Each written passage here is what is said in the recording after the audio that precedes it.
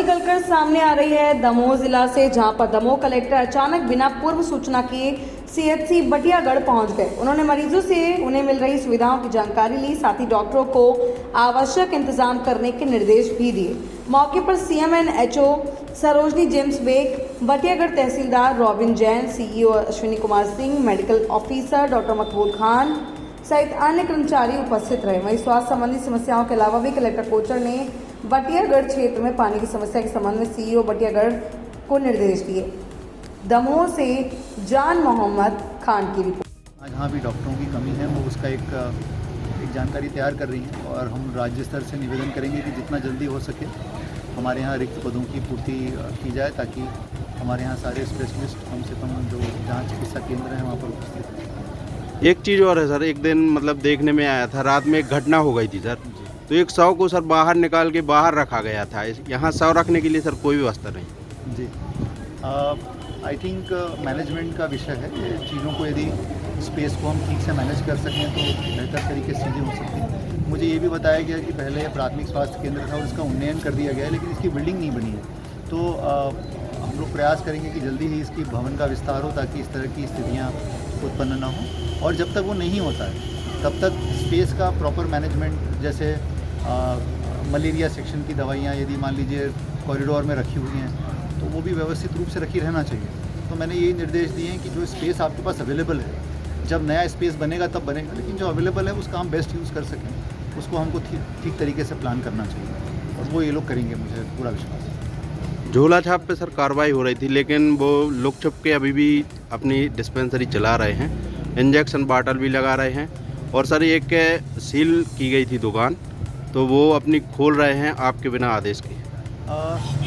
देखिए, मैंने सभी से दमोह हेल्पलाइन के माध्यम से और मेरे फेसबुक पेज और ट्विटर हैंडल से मैंने रिक्वेस्ट की थी आम जनता से कि जहाँ पर भी आपको ऐसा कोई दिखता है मुझे तत्काल बताइए।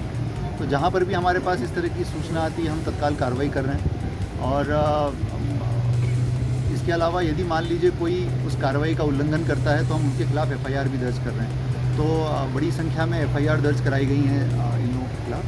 तो इसके लिए हम लोग पूरी तरह से सतर्क हैं और इस कारण से हमारे यहाँ ओपीडी में तेज़ी से वृद्धि भी हुई है और मुझे खुशी है कि हमारे डॉक्टर्स उसको बहुत अच्छे तरीके से हैंडल कर रहे हैं। ओपीडी बढ़ने के बावजूद भी हमारे यहाँ पर हमारा स्टाफ उसको मैनेज करने की स्थिति में है और मैं आपके माध्यम से जनता को विश्वास दिलाना चाहता हूँ कि हम लोग हमारी स्वास्थ्य सुविधाएं हमेशा चाक चौबंद रखेंगे और लगातार हमारी टीम 24 घंटे जनता के लिए काम करेगी। सर एक बात और, ये मेडिसिन जो सीढ़ियों पर रखी हुई हैं, अगर समय रहते नहीं हटाई जाती हैं तो बरसात भी लगने से वाली है सर, उससे सर हानि पहुँचेगी सर। मैंने आज ही हटाने के निर्देश दिए हैं इनको और यहाँ पर जगह की थोड़ी कमी है, इन्होंने मुझे बताया है।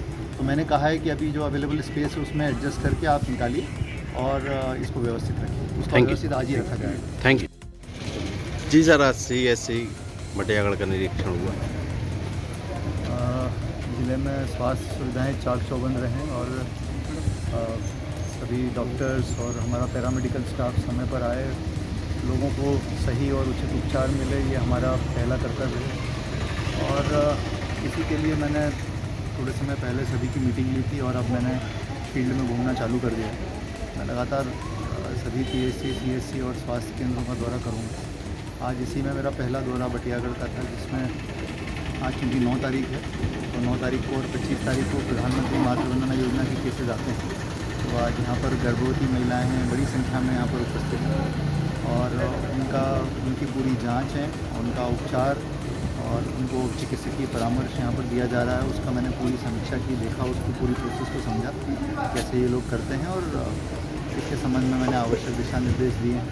इसके अलावा मैंने कुपोषित बच्चों के लिए जो वार्ड बना है उसका निरीक्षण किया, यहाँ के स्टोर का निरीक्षण किया, ओपीडी का निरीक्षण किया। बाकी सारी व्यवस्थाएं भी मैंने देखी हैं और जहाँ जहाँ मुझे कमियाँ लगी हैं मैंने सुधार के लिए निर्देश दिए।